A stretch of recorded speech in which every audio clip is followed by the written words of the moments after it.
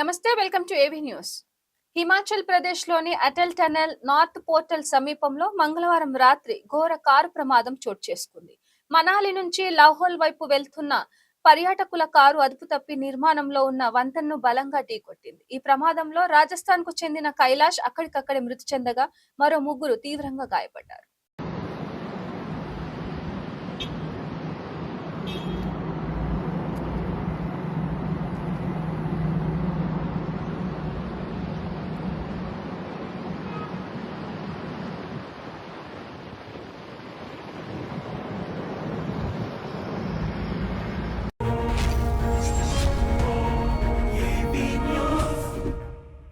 Congress MLC Addanki Dayakar మాజీ ముఖ్యమంత్రి కేసీఆర్ పై వ్యాఖ్యలు చేశారు. కేసీఆర్ కు ఫోన్ చేస్తే లిఫ్ట్ చేయడం లేదంటూ ఆయన వ్యాఖ్యానించారు. మనం ఫోన్ చేసే ప్రయత్నం చేద్దాం. మరి అధికారికంగా ఉన్న నెంబర్ అయితే ఇది చెప్పకూడదు బయటికి, కాబట్టి వాళ్ళు ఒకసారి చేద్దాం.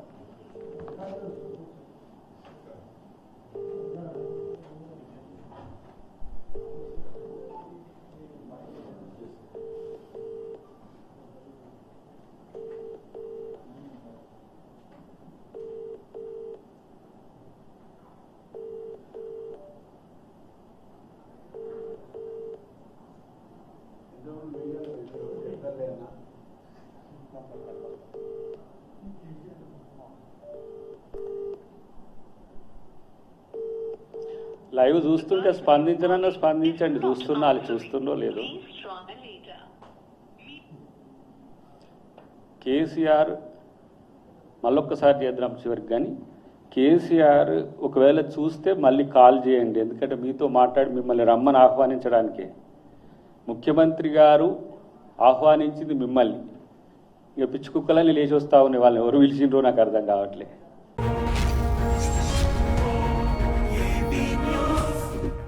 గురుకుల టెండర్ల అంశంపై తెలంగాణ రాజకీయాల్లో మరోసారి వేడి రాజుకుంది. మాజీ మంత్రి హరీష్ రావు తన అరెస్టుపై తీవ్ర అభ్యంతరం వ్యక్తం చేస్తూ ప్రభుత్వంపై పలు ఆరోపణలు చేశారు.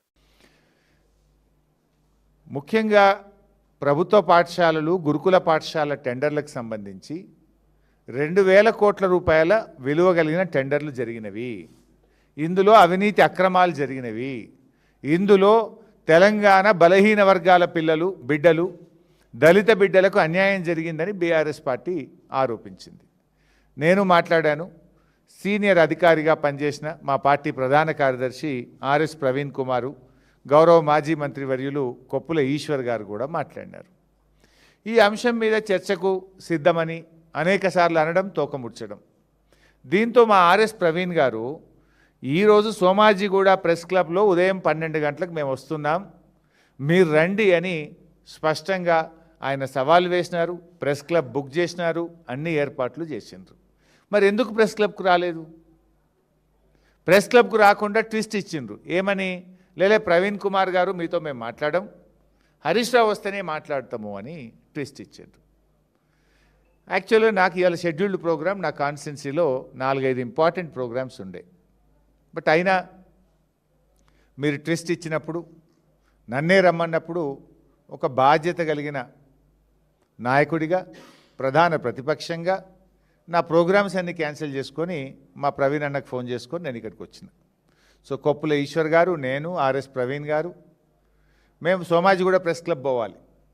కానీ గౌరవ మంత్రులు కదా, వాళ్ళ మీద ఉండేటువంటి గౌరవంతో 3 మంత్రులు, సరేలే మనకు బేసిజాలు అవసరం లేదు, వాళ్ళు పిలిచిన దగ్గరికే పోదాం, ఏదో మేము పిలిచినాం సోమాజిగూడ, మేము ముందు సవాల్ వేసినాం, ఈడికే రా అని మేము జిద్దుకు పోలే. వాళ్ళు మంత్రులు, చలో గౌరవం ఇద్దాం, వాళ్ళు బిజీ ఉంటారు ప్రభుత్వంలో, వాళ్ళు పిలిచిన కాడికే వెళ్దామని మేము బయలుదేరినాం. బయలుదేరితే మమ్మల్ని, మా కార్లను పోలీసులు ఆపేసినారు. అఫ్కోర్స్ ఇలా నాకు హిట్లరే మార్గదర్శకం అన్న ముఖ్యమంత్రి, ఆయనే హోంమంత్రి, ఇంతకుమించి ఆయన ఇంకేదో చేస్తాడని మేము కూడా ఏం ఆశించట్లేదు. నిజంగా మంత్రుల సవాల్ నిజమే అయితే, ఆ మంత్రులు చర్చకు సిద్ధం ఉంటుంటే మమ్మల్ని పోలీసుల చేత ఎందుకు అరెస్ట్ చేశారు? నిజంగా మీరు చర్చకు సిద్ధం ఉంటే మమ్మల్ని గన్ పార్క్ రానియాలి కదా. మేము మీడియాకు ముందే చెప్పినాం, మంత్రులు మమ్మల్ని గన్ పార్క్ ఆహ్వానించారు. సరే మేము అన్నకాడికి వాళ్ళు రావట్లేదు కదా, వాళ్ళకి ఈగో ఉండొచ్చు, వాళ్ళు పెద్దలు కావచ్చు, మాకేం అట్లాంటివి లేవు. ప్రజల కోసం, రాష్ట్రం కోసం ఓ 2 అడుగులు తగ్గడానికి కూడా మేము సిద్ధమని మేము అడిగి బయలుదేరినాం. సరే, బయట పోలీసులు అడ్డుకున్నారు. నేను 3 మంత్రులకు నా మొబైల్ నుంచి ఫోన్ చేశాను. పొన్నం ప్రభాకర్ గారికి ఫోన్ చేశాను, అడ్లూరు లక్ష్మణ్ గారికి ఫోన్ చేశాను, హజారుద్దీన్ గారికి ఫోన్ చేశాను. 3 ఫోన్లు రింగ్ అయినాయి, కానీ 3 ఫోన్లు ఎత్తలేదు. మరి మీరు రమ్మన్నారు, మమ్మల్ని ఏమో ఇక్కడ పోలీసులు ఆపుతున్నారు, మీరు కదా ప్రభుత్వం, పోలీసులకు చెప్పండి, మమ్మల్ని అలో చేయండి అని చెప్పడానికి 3 మంత్రులకు ఫోన్ చేస్తే మంత్రులు ఫోన్లు ఎత్తరు. పోలీస్ అధికారులకు చెప్పాం, అక్కడ మంత్రులు పిలిచారు, మేమేమి కొట్లాటకు పోతలేము, లా అండ్ ఆర్డర్ ఇష్యూ అసలే అవసరం లేదు, చర్చకు మాత్రమే వెళ్తున్నాం. మంత్రులే మమ్మల్ని పిలిచారు, మంత్రులు మాకు సవాల్ వేసినారు కనుక దాన్ని స్వీకరించి మేము వెళ్తున్నాం అన్నప్పుడు మరి మమ్మల్ని పంపించాలి కదా. మమ్మల్ని పంపకుండా ఇవాళ మమ్మల్ని అరెస్ట్ చేసి తీసుకుపోయి పోలీస్ స్టేషన్లో పెట్టారు. అంటే దీన్ని బట్టి ఏమర్థమవుతుంది? చర్చకు మీరు సిద్ధంగా లేరు. ఈ టెండర్లలో అవినీతి జరిగింది, ఈ టెండర్ల మీద చర్చ జరిగితే మీ అవినీతి, మీ బండారం బయటపడుతుందని ఇవాళ మమ్మల్ని అరెస్ట్ చేసి మీరు తప్పించుకున్నారు. ఇన్ఫ్యాక్ట్ మేము పోలీస్ స్టేషన్ నుంచి కూడా మీడియా ద్వారా పిలుపునిచ్చాం. సరే, మమ్మల్ని అరెస్ట్ చేసి అదేం పోలీస్ స్టేషనే, కంచన్బాగ్ పోలీస్ స్టేషన్లో పెట్టారు. రండి అని అక్కడ కూడా కుర్చీ ఏర్పాటు చేసినాం. కంచన్బాగ్ పోలీస్ స్టేషన్కే చర్చకు రండి, ఇక్కడ కూడా మేము చర్చించడానికి సిద్ధం అని మేము సవాల్ విసిరినాం. లేదు, మీ పోలీసులకు చెప్పండి, కంచన్బాగ్ పోలీస్ స్టేషన్ నుంచి మమ్మల్ని మీ పోలీస్ పహారాలో మమ్మల్ని సెక్రటరియట్కి అయినా, గన్ పార్క్ అయినా, అసెంబ్లీకి అయినా తీసుకెళ్ళండి, మేము మాట్లాడడానికి సిద్ధమని మీడియా ద్వారా ప్రభుత్వానికి, పోలీసులకు విజ్ఞప్తి చేసినాం. అయినా మమ్మల్ని వదిలిపెట్టలేదు. అంటే దీన్ని బట్టి ఏమర్థమవుతుంది? ప్రభుత్వం చర్చకు సిద్ధంగా లేదు, ప్రభుత్వం తోక ముడిచింది, పారిపోయింది అని చెప్పి అర్థమవుతా ఉంది.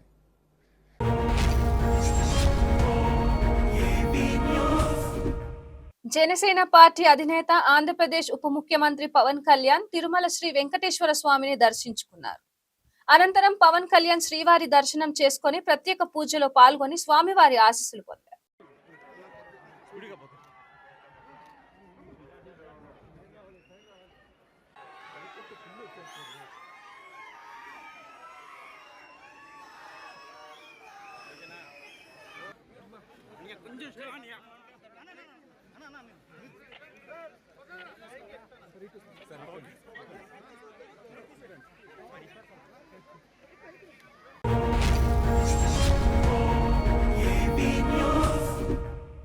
హనుమకొండలో ఓ హోటల్ ప్రారంభోత్సవం సందర్భంగా ప్రకటించిన 300 ఉచిత బిర్యానీ ప్యాకెట్ల ఆఫర్ అనూహ్యంగా భారీ రద్దీకి కారణమైంది.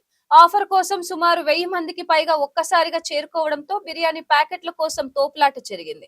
పరిస్థితి ఉద్రిక్తంగా మారడంతో సమాచారం అందుకున్న పోలీసులు వెంటనే ఘటనా స్థలానికి చేరుకొని జనాన్ని నియంత్రించి పరిస్థితిని అదుపులోకి తీసుకొచ్చారు.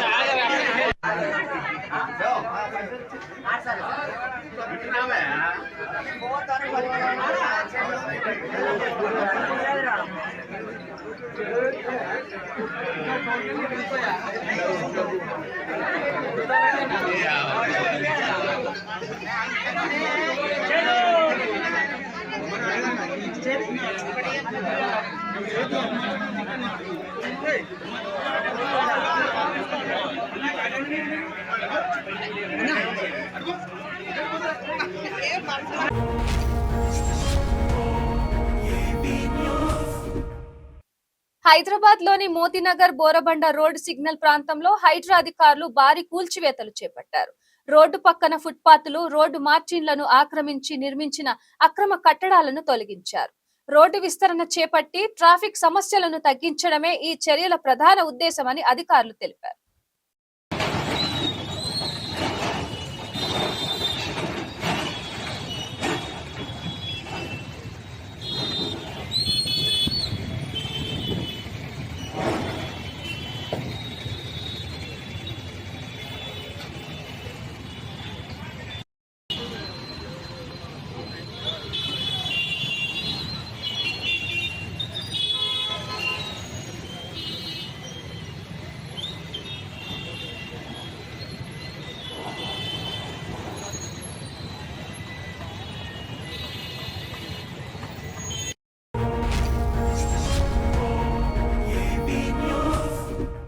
మన్యం జిల్లాలో అస్వస్థకు గురైన 7వ తరగతి విద్యార్థిని రవాణా సౌకర్యం లేకపోవడంతో సుమారు 6 కిలోమీటర్ల తన నడుముకు కట్టుకొని మోసుకెళ్లిన వార్డెన్ హేమను మంత్రి గుమ్మడి సంధ్యారాణి ఘనంగా సత్కరించారు. మారుమూల గిరిజన ప్రాంతంలో సేవాభావంతో స్పందించి విద్యార్థిని ప్రాణాలను కాపాడేందుకు ఆమె చూపిన చొరవ, అంకిత భావాన్ని మంత్రి ప్రత్యేకంగా ప్రశంసించారు.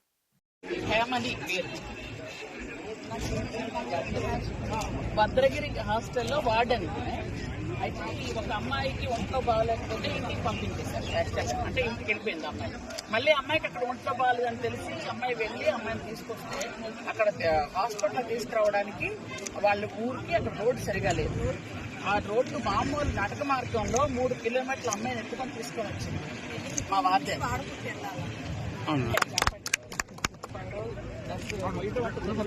మా పిల్లలు మోసుకోలేకపోతున్నాం. 7వ తరగతి అమ్మాయి అమ్మాయి తినదే కదా ఆ అమ్మాయి.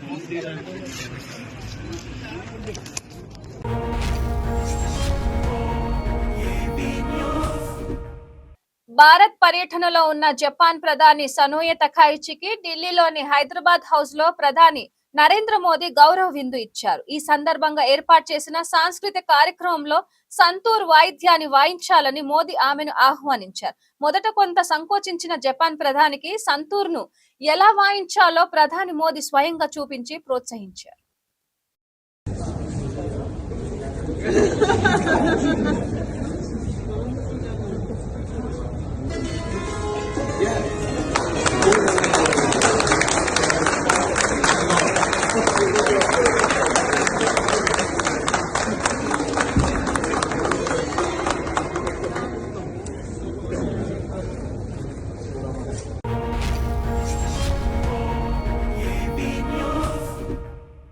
వికారాబాద్ జిల్లా చెన్నారం గ్రామానికి చెందిన రైతు అచ్చయ్య ఎండల కారణంగా ఎండిపోతున్న తన పత్తి పంటను కాపాడుకునేందుకు తీవ్ర శ్రమ పడుతున్నారు. పంట ఎండిపోకుండా ఉండేందుకు డీసీఎం వాహనం ద్వారా డ్రమ్ములో నీటిని తెప్పించి పైపులు, బకెట్ల సాయంతో ఒక్కొక్క మొక్కకు నీళ్లు పోస్తున్నారు. ఈ పనిలో రైతు అచ్చయ్యతో పాటు కుటుంబ సభ్యులంతా కలిసి శ్రమిస్తూ పంటను కాపాడుకునేందుకు విశ్వ ప్రయత్నం చేస్తున్నారు.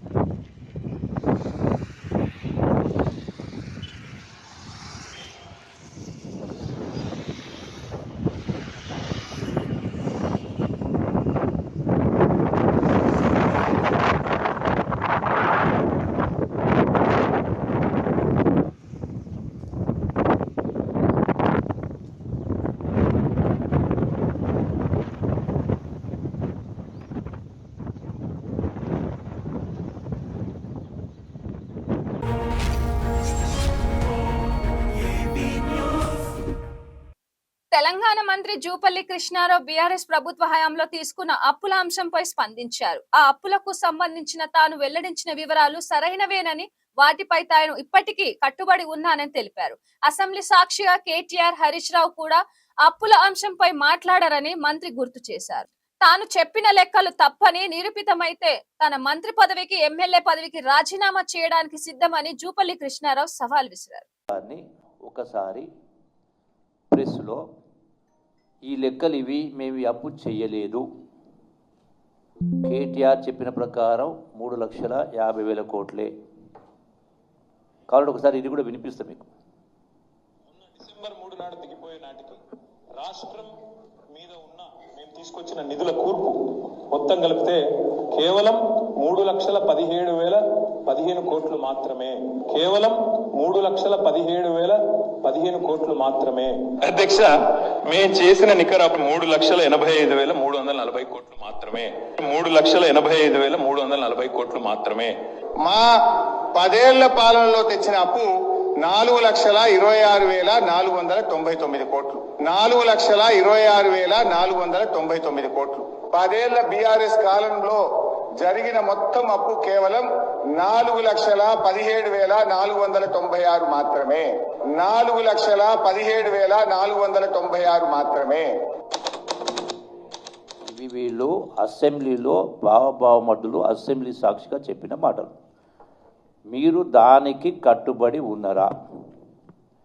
నేను మాట్లాడిన దానికి నేను కట్టుబడి ఉన్నా. నేను రాజీనామా చేయడానికి సిద్ధంగా ఉన్నా.